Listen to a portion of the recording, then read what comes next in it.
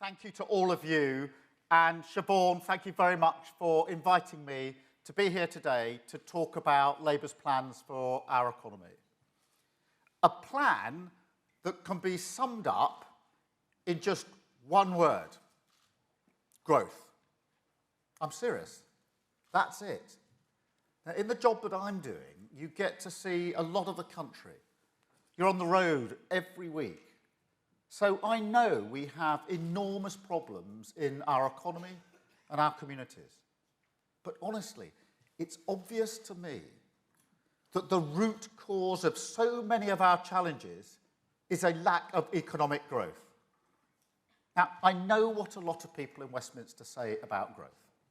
They say it's an abstract concept, doesn't resonate, doesn't connect with people's lives.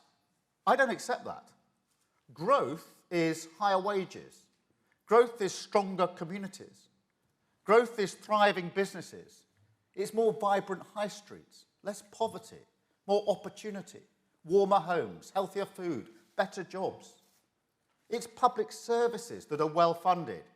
It's holidays, meals out, more cash in your pocket, and an end to the suffocating cost of living crisis. Our ticket to win the race for the future, and the biggest single thing we need to lift our sights, raise our ambitions, get our hope, our confidence, and our future back. And look, if we're elected, we'll approach this with a new mindset, a new purpose, and a new approach to governing. We will be driven by 5 clear missions, measurable missions. Missions that embrace the challenge of clear accountability, set a focused direction, and bring the whole country together to move us forward. So our economic mission, our goal on growth, the target we'll put in the next Labour manifesto is this: in the next Parliament, Britain will have the highest sustained growth in the G7. It's ambitious, I know that. And I don't make any apologies for that. The highest sustained growth in the G7, that should draw a sharp intake of breath. And yes, I am aware of the headwinds. We've got to navigate our way through revolutions in technology, in energy, in medicine, and with an ageing society, even in who we are. Climate change is a recipe for global instability. The shape of power in the world is changing. There's a war on our continent. And because of all of this, we must square up to a new economic era, where the old assumptions on labour, on energy, on trade and goods no longer apply. No doubt about it. All your company risk registers will be long, I know that. But the way I see it, there are also opportunities to be seized, new markets to open up, a more prosperous future that can be won. Take net zero and the green industries of tomorrow. A new global market of up to £1 trillion. But, of course, a competitive market, where countries all around the world, not just in the US, are setting a new tempo, a dash for green growth, and we've got to be on the pitch. This is the biggest opportunity to make our country work for working people that we've had in decades. And it's no good carping from the sidelines, holding on to an outdated economic logic as the rest of the world eats our lunch.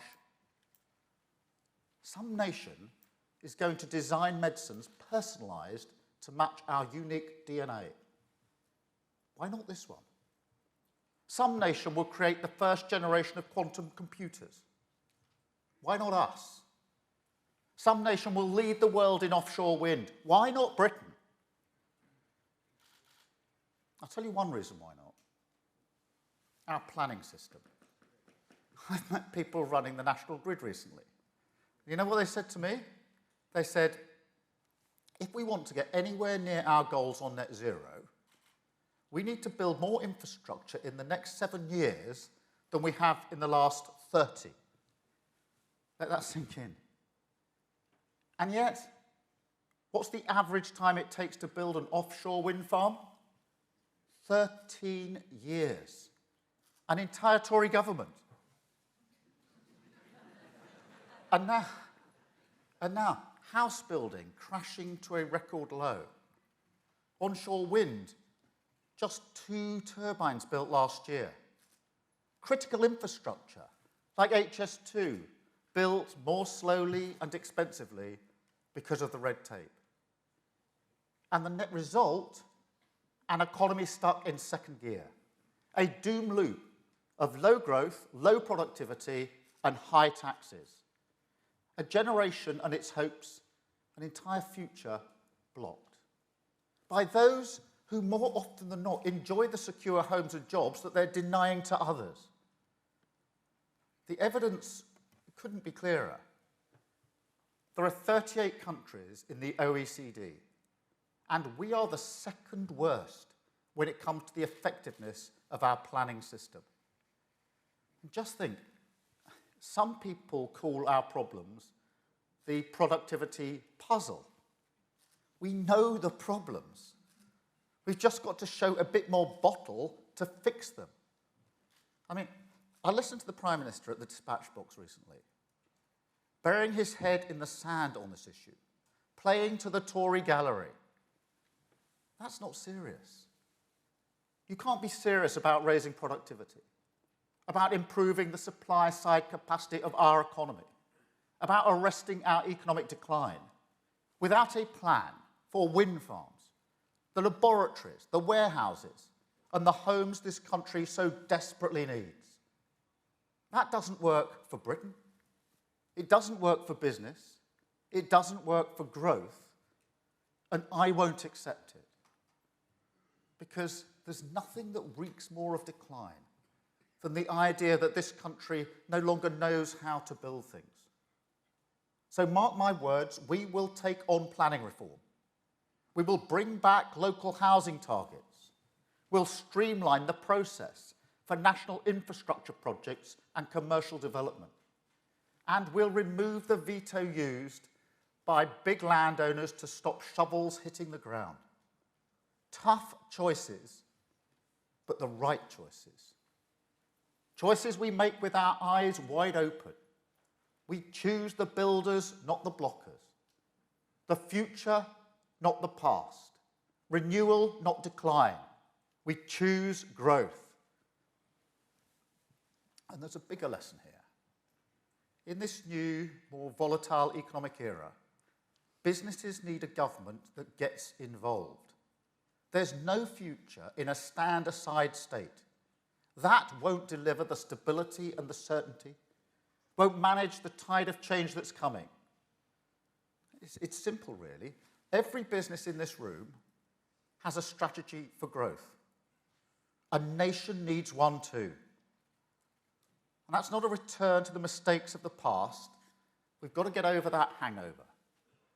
In every one of our competitors, industrial policy is the bread and butter of responsible economic management. About what the state does, not how big it is. How it can support businesses of all sizes to innovate and grow. Can bring in the creative brilliance of our scientists and universities. Can work with trade unions. And bring you all together to unleash the potential of our strengths. Our cutting-edge technology sector. Our superpower services. Life sciences that save lives. It's a shared undertaking that is not state control or pure free markets, but a genuine partnership, sleeves rolled up, working in the national interests. This is fundamental to my politics. I believe in the power of dynamic government, but I also believe in the brilliance of British businesses. And I've changed my Labour Party to reflect that. We're not just a pro-business party, we're a party that is proud of being pro-business, that respects the contribution profit makes to jobs, to growth, and to our tax base. Gets that working people want success as well as support. Understands that robust private sector growth is the only way we pay our way in the world. But look, I've also got to be clear. We hold our hand out in partnership, but we do it with an uncompromising purpose. The purpose that shapes everything we want to achieve in government, all 5 of our national missions. That is to change this country so it once again respects, serves, and delivers for working people. We're going to tip the scales away from the vested interests that have held our businesses and our economy back for too long. The blockers, the stiflers, those who are comfortable with Tory stagnation and failure. And they're not going to give up without a fight. That's not how change happens. But these past 13 years, what working people have been through, what businesses have been through, nearly record numbers of small businesses going under. And every one of those a personal tragedy, an ambition, a dream, an investment in a better future. Gone. All this, it has to be a turning point.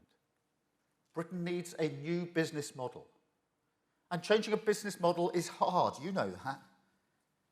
It requires mission, purpose, determination, openness and partnership, absolutely. But it also requires hard choices. So I want to set out 5 priorities, very quickly, I promise. 5 key economic shifts that will underpin our mission for growth, the building blocks, if you like, of our strategy to lead Britain out of its low growth, high tax doom loop. Shift 1, from chaos to certainty, the rock of economic stability that must underpin everything that we do. This is why you need a government that gets involved, that takes active strategic decisions. It's the only way to provide real certainty in this era. Investors in this country need a clear framework that holds for the long term, with policies that are always fully costed, fiscal rules sound and followed rigorously, institutions respected, not bypassed. All our aspirations must be built on this, and don't doubt us for a second. But honestly, the way I see it, stability is the least the British people should expect. Britain needs certainty, yes, but also change. So, shift 2. We must move the economy that holds potential to one that unlocks it everywhere. Communities need to be in charge of their economic destiny. Growth comes from the grassroots, and it must provide secure, well-paid jobs in all areas of the country. Britain is far too centralised, and this hurts us economically.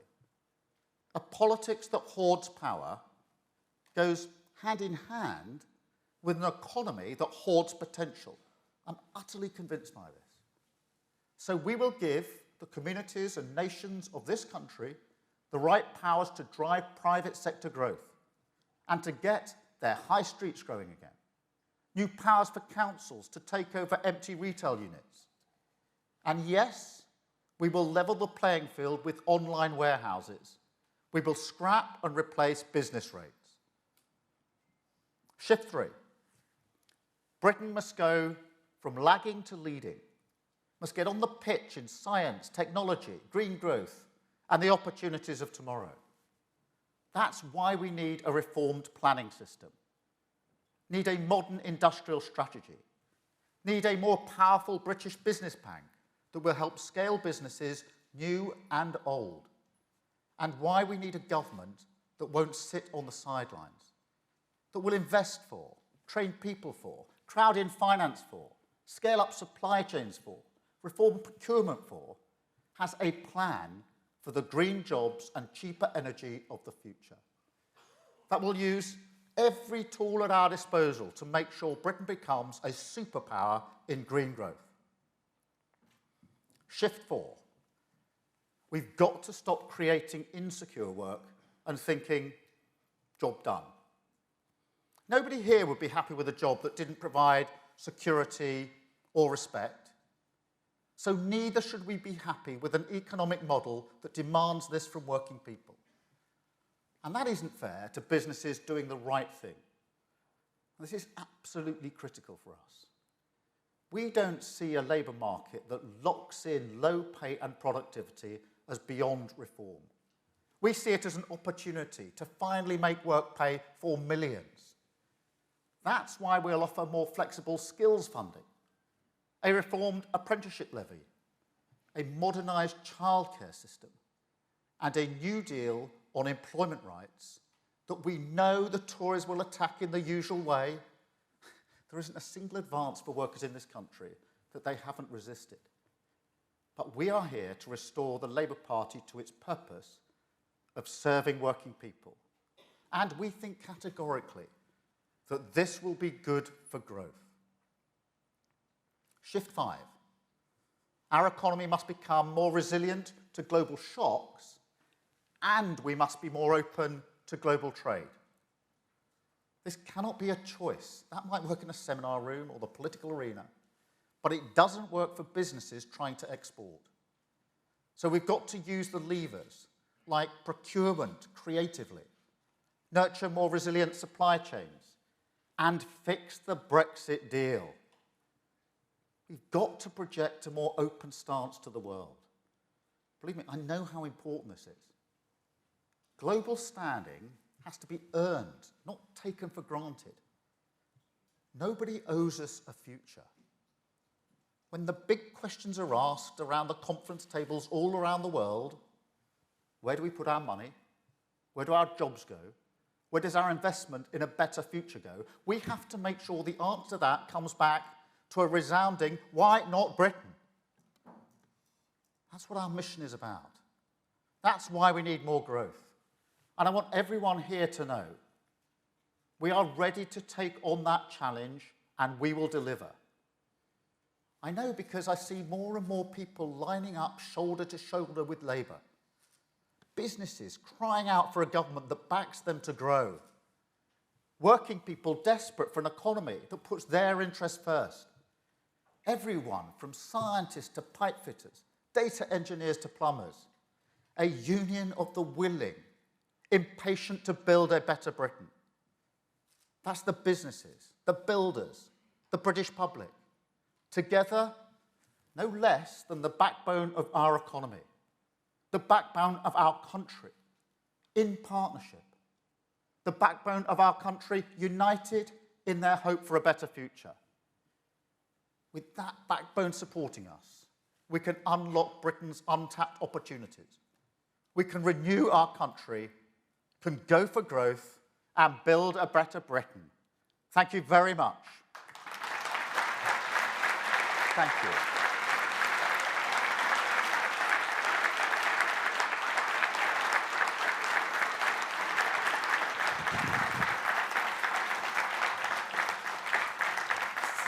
Thank you very much indeed. We've got a number of questions, starting with some questions from the media. And I think first of those is Romley from ITV. Romley, there you are. Hi there, Sir Keir. You promised to take on planning reform. Does one of the tough choices you refer to include building on the green belt? And is that really the answer to England's housing woes? Let me be clear about what our ambition is here. And that's what I meant when I said in my speech that we back the builders, not the blockers. The aspiration to own your own home is real. It's a dream for so many people. And it's more than a dream, it's actually about security. And I know from my own upbringing that although we didn't have a lot of money, we did own our own home with a mortgage. And that meant there was a security that went with it. And that dream is being killed. It's being killed by a government that's taken down the targets for housing, and everybody in this room will know that means that building of houses is likely to drop now to the lowest level since the Second World War. And so the dream, the aspiration of owning your own home is going to be killed. And we need to do something about that, Romilly. And what we need to do is put the targets back up But if that's all we do, we'll just go back to where we were at the tail end of last year when we weren't building enough homes. So we need to do more than that and fix planning and also have development corporations as a vehicle for building homes. And when I say fixed planning, what I mean by that is giving more power to local areas to direct where housing will be built. And that does mean decisions about the green belt. Now, don't get me wrong, just like everybody else in this room, I want to protect the green belt. I value our countryside. But this is about choosing where development takes place. There is already building on the green belt. The question is, do local areas have sufficient control over where that happens and how that happens? And an example that I would give is some building of houses in the southeast of England where the choice was between a playing field and a car park. And the car park was technically on the green belt and the playing field wasn't. And so the houses were built on the playing field, not the car park.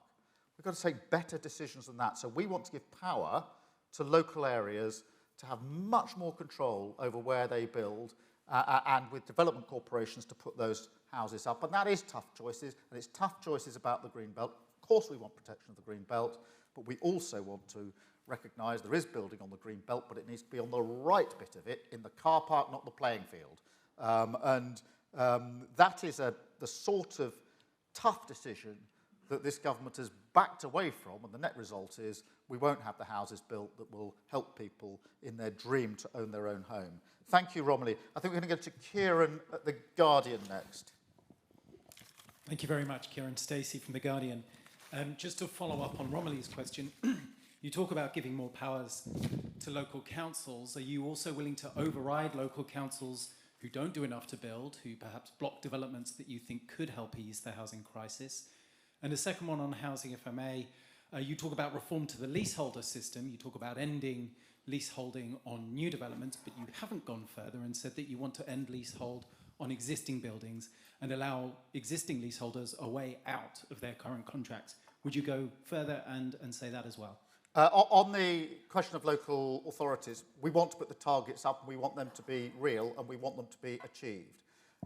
We want to work with local authorities on that, give them the power to do that. Very often local authorities tell me that amongst the problems is that it's the landowners and the developers who actually choose where the housing is, and the local authority can't direct that. So give them more powers and you unlock some of the blockage in the system, reforming the planning system along the way. So we do want to give those powers. I would also be open to looking at whether this can be done on a pan-local authority basis, because I think amongst the problems we've got is that this is all very piecemeal, very, very localised. And actually, if you look at the infrastructure, if you look at the way we want to grow the economy, it would make sense, in my view, to club together local authorities in certain areas of the country so that together they could plan the housing that could be built in the best place. An example would be along train lines to build the businesses and the communities to feed and support the infrastructure that we desperately need, which again is a major driver of growth. And when it comes to house building,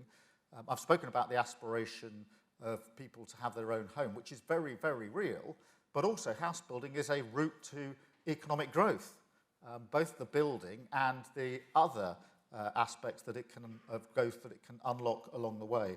On leasehold reform, firstly, I think the 2020 Law Commission recommendations are about right, and we would implement them. And I think it's a crying shame that the government, having said that it accepted those recommendations on leasehold, has now backed away because it says it's run out of road, run out of ideas, hasn't got time to do it. So Michael Gove has said he understands the injustice and why the system doesn't work, but now he's not going to do the second bit of what he promised. So we will pick that up and we will do that, and that does mean reforming existing leaseholds and following the recommendation about new leaseholds. Thank you, Kieran. And I think we've got Jack from City AM. Jack. Thanks, Keir. Jack Bonnet from City AM. Lots of businesses are keen to invest in the UK economy, but they're quite hesitant to do so as a result of all the tax and spending policies we've seen scrapped over the last couple of years by the present government. I was just wondering what more assurances you can give to the people in this room that Labour will create an environment to allow investment to thrive in the UK and boost growth. I think it's vital that we create the circumstances for investment to thrive. It's absolutely vital. We will not get growth unless we do that. And I've spoken to no end of investors, some in this room, some in the UK, some across the globe, and they are very clear with me that until there's proper stability and certainty and long-term planning and strategy from the government, it's very difficult to create the circumstances to invest. And we often think that the idea that we've had 4 chancellors and 4 budgets in the last 12 months is politically funny. It makes for a good cartoon. It's hopeless when it comes to investment. They are not the condition. Investors who tell me they are withholding the investment they might otherwise put into our country because the conditions aren't right. So stability has to be the key to that. And of course, you touch on high tax. Why have we got such a high tax regime? In my view, it's because we've got low growth. So that's it. That's why I call it a doom loop. You've got low growth, low growth, low growth leading to high tax. Highest tax, as you know, since the Second World War. We've got to break out of that cycle. That is about certainty, stability, having a plan for growth, using the partnership that we can put together with businesses. We want to partner with business. We want to be clear what the government does and what business does. And we want to take tough decisions like changing the planning laws. Lots of business said to me, what's stopping me moving forward is it takes too long. The example I give about wind turbines is just an example. What should take 2 or 3 years, taking 13 years. There are many examples that people around this room will have in their own sector. And we've got, for too long we've been cowed by this. We've had a government that's just not prepared to take the tough decisions. Got to take those tough decisions. Thank you very much. I think, Aisha, I'm now joining you for questions, and then we're going to take questions from the audience. So I look forward to that. Great. Thank you. Yeah, let's have a round of applause for Keir Starmer. So Keir and I are going to have a bit of a chat, and then we're going to come to you guys for questions. So do pop your hands up. Think of some good questions to put to Keir. The first thing I have to do is ask you if you're okay to... Some people who message him, Arsenal. Are you... So the last time I saw Keir on Saturday, he was backing May Muller to win Eurovision, and obviously backing Arsenal. It hasn't gone to... Have you recovered from both of those events? No. May Muller, who was the UK rep in Eurovision, comes from Kentish Town, where I live. So I was specially invested in this year, and it's a great shame. As for Arsenal, I'm a lifelong Arsenal fan, season ticket holder. And Did someone boo there? Yeah. I love it. You've got to take it easy after last weekend. And, we've got a really good team, etc. We looked like we were at one stage going to win the league, and we didn't. And then last week we did terribly against Brighton. Okay, let's not hope thank you for rubbing that in. Let's hope this is a metaphor for bigger things. Now, I hope not. Now, you've mentioned...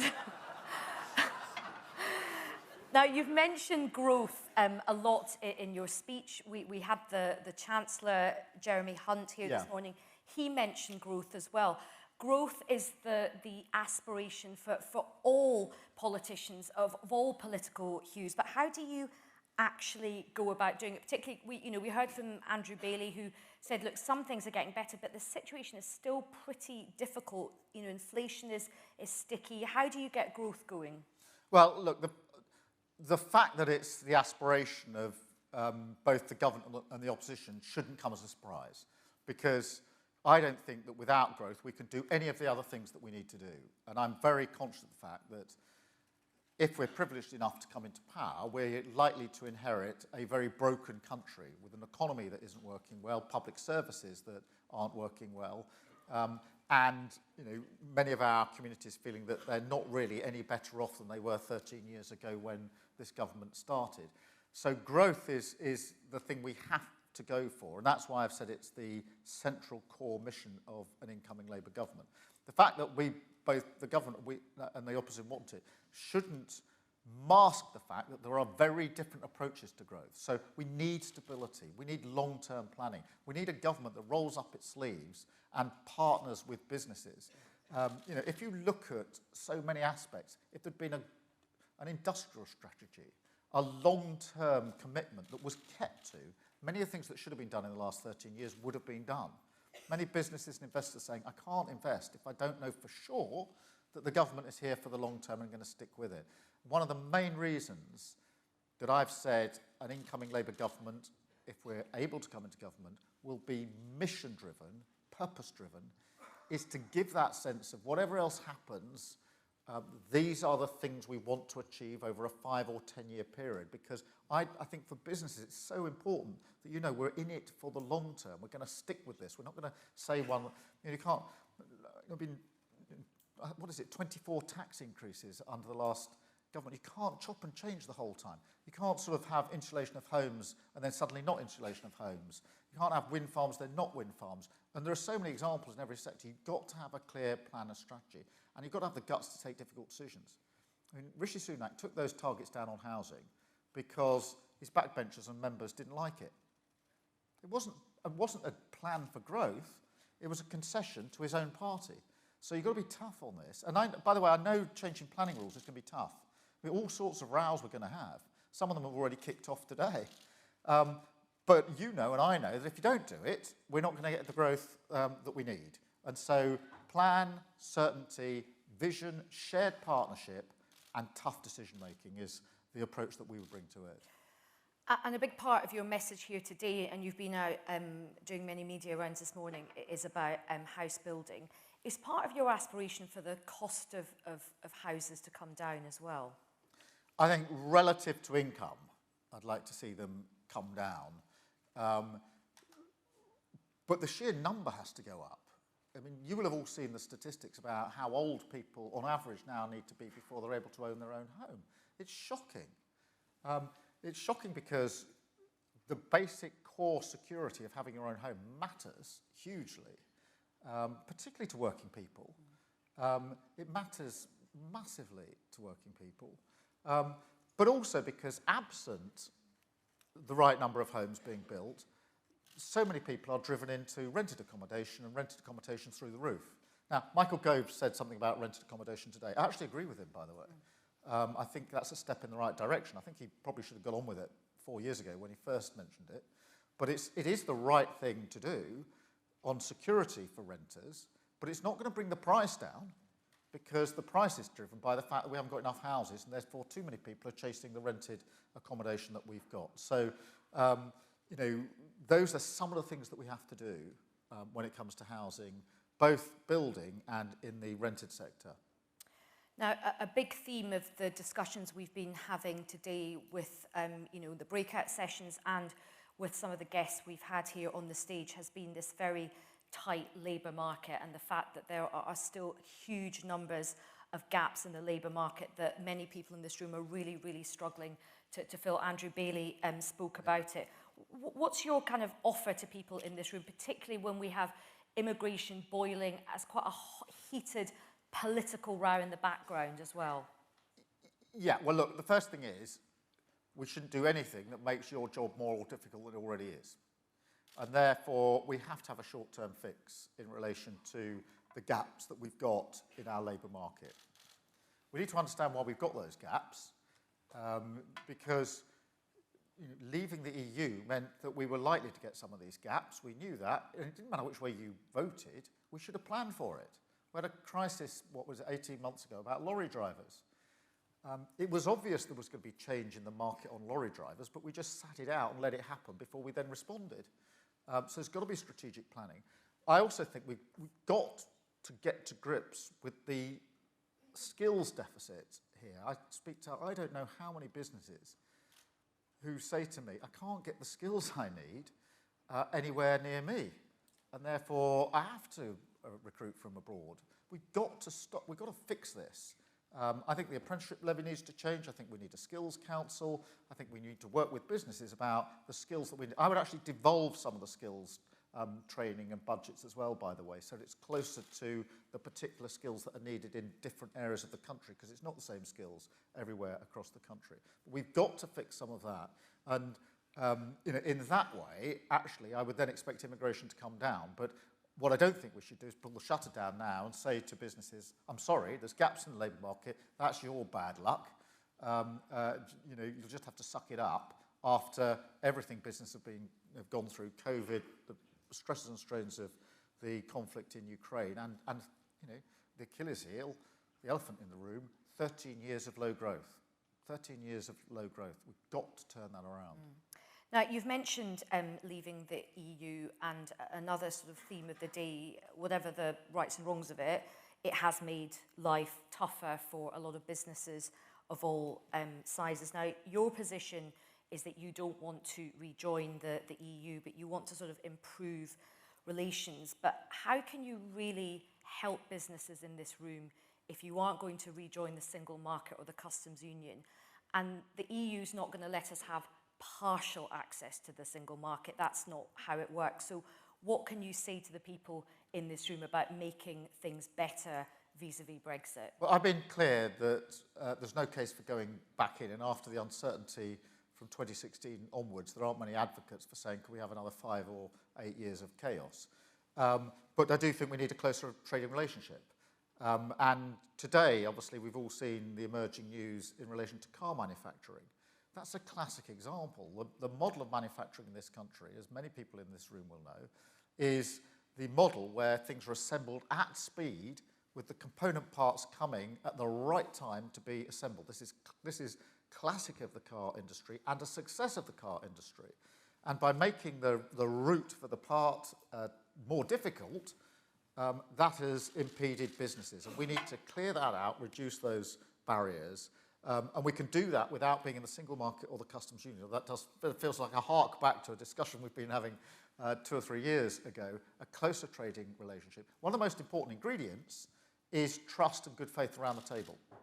And one of the reasons I welcomed Rishi Sunak's developments on the protocol was because I thought that that vindicated good faith. So we had a Prime Minister in Boris Johnson who didn't act in good faith, stuck 2 fingers up to the EU whenever he could, got a protocol that didn't work and couldn't improve it. With good faith and trusted negotiations around the table, you can make huge progress. So do you think you and Rishi Sunak are in quite a similar position in terms of where things are with the EU now? I think there's a recognition. Look, we were told, everyone was told, there was an oven-ready deal. It's obvious it wasn't even half-baked. And everybody is paying the cost of this. And that's why, if you want economic growth, we've got to have a closer trading relationship. And that's what we will aspire to do if we come into government. I think, Rishi Sunak understood that with the protocol, we needed the change that had been negotiated. It's not perfect, it's not everything that I would have done, but there's a reason, as soon as it was agreed, I immediately said the Labour Party will support this, because I didn't want it to go into the fight in the Tory party. It would otherwise have been, where it had been pulled apart, might well have failed. And for the stability of our country, I thought where there's an improvement in the deal, we should snap that up and build from there. Right, we've got some time for some questions. I should go to the lady over there first. Lady sort of in the middle there. Sorry, I'm making the poor... Mr. Karma, thank you so much. It's been a pleasure listening to you. My name is Sonal Tejba. I'm a resident in Kenya, the chair of the British Chamber there. Oh, fantastic. Yeah.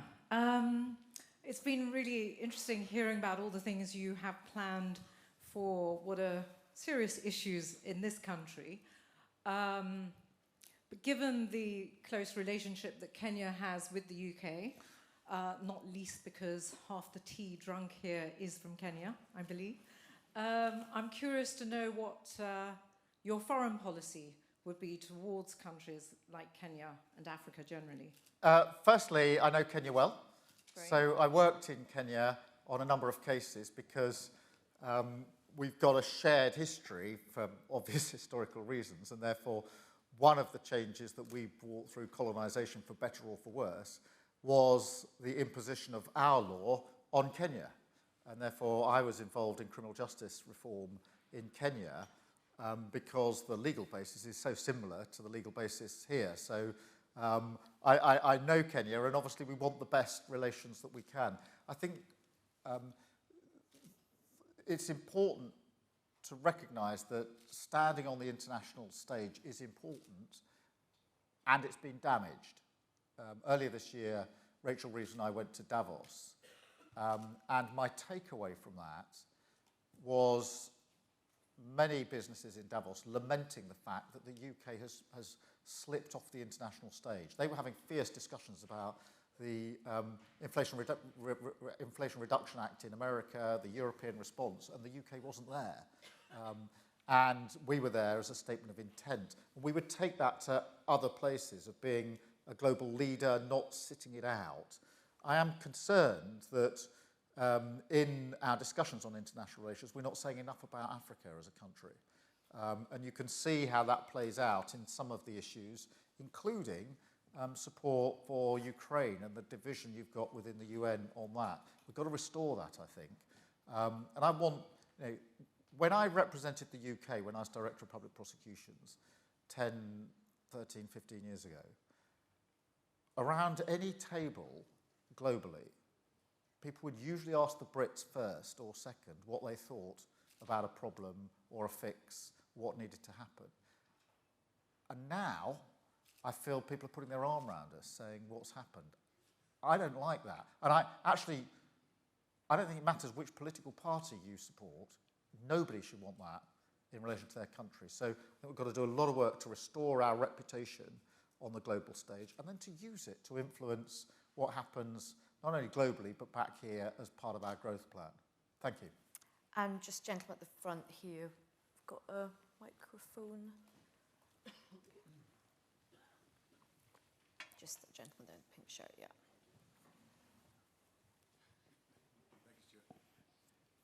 Thank you, Sir Keir, and some really encouraging words there, I think, around planning, around pace and around partnership, so thank you for that. I'm Russell Borthwick, I'm from Aberdeen and Grampian Chamber of Commerce, so if you're in government next year, one of the key challenges that you'll have, of course, is ensuring domestic energy security at the same time as accelerating energy transition. So we've got around 200,000 people in the UK employed in the sector.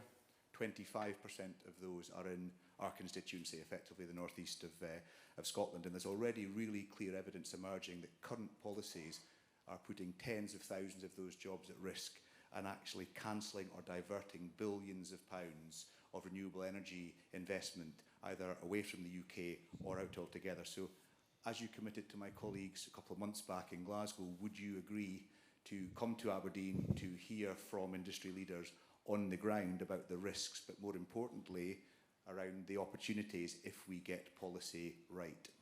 Yes, is the one-word answer to that. I've been to Aberdeen previously to talk this through a number of years ago now.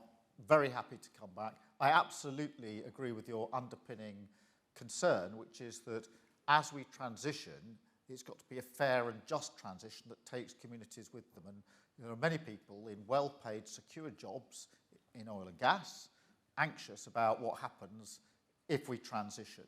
I actually think this can be handled well. If you look at offshore wind turbines, if you look at the floating turbines, the skills that are needed, the offshore, we've got offshore skills like no other country. So, and these are in the places where the transition needs to take place. And so the worst thing we could do is not to take this seriously. The worst thing we could do is not to engage with it and have a plan which everybody has confidence in, and or to do what happened at the end of coal mining, which was to essentially say to people, I'm sorry, your sectors, we're moving on and you better get on your bike. The effects of that are still felt in communities across the country, and never, ever again must we make that mistake. So I'll see you in Aberdeen. Thank you for that. I mean, it's great to hear. It's about the sequencing. Yeah. Not so much about the ambition. So thank you. We'll look forward to seeing you. Yep. Okay, listen, we're just about to wrap up now. Unfortunately, we don't have any more time for questions, but the final question from me to you, Keir. I mean, you and Rachel Reeves and Johnny Reynolds have done a lot of work in terms of outreach with the business community, but people, of course, will want to know what your actual policies are going to be, particularly when it comes to tax and spend, because the money is going to have to come from somewhere. Now, of course, we're not going to ask you to reveal that today, but when do you think people in this room will get a clearer sense of that, those really, really important policy announcements, which they will all need to make a judgment about whether or not to support you at the next general election? Yeah, well, some of those commitments have already been made. So we've got our Green Prosperity Plan, which involves £28 billion per annum being used on that dash towards becoming a green energy superpower. We're setting out our missions. What is it we want to achieve and how are we going to do it? We've set out how we want to work. And I want to partner with you, and I'm serious about this. I think that if we come into government, we've got basically three choices. We can say, well, we've won the election, we've got our missions, we'll suck it up all to government, do it all from Westminster and Whitehall. And Labour governments have been a bit prone to that in the past. I think it's the wrong way of doing things. I don't think it'll create the energy, the vibrancy and the agility that we need. The alternative is that we say, well, we've made clear what we want to happen, but the market is the best, so we'll just sit it out and let the market do it. I don't think that's going to work, and I don't find many business people who think that's going to work anymore. Or we have a genuine partnership, where I do what is necessary from a government point of view, and you do what's necessary from a business point of view. And planning reform is an example of that. What we need to do in planning has come out of my conversations with businesses who've expressed their frustration to me about so I see the role of government to remove the impediments, to create the conditions to allow businesses to thrive. And that means taking tough decisions and really creating the environment. I don't want to sit around having cups of tea every 3 months where everyone says the same thing around a table and then we'll go away and repeat 3 months later. It's got to be a dynamic relationship. We will obviously have to set out in terms, tax and spend, etc. Before we get to tax and spend, my priority is growth. I think if politicians go straight to the spend or the tax lever without first going to the growth, we'll end up taxing and spending an ever-reducing pot of money. And that is going to lock us into the problem we've been stuck in for the last 13 years.